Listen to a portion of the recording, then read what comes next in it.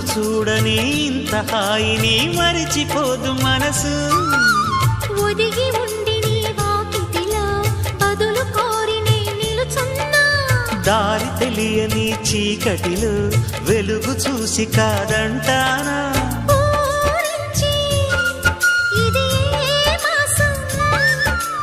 ప్రేమించే ప్రతి గుండెను అందెల సందడి చేసే హేమంతం ఇది.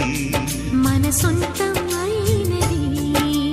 కిలకిల నవ్వే కోయిల కోసం వచ్చింది మధుమాసం.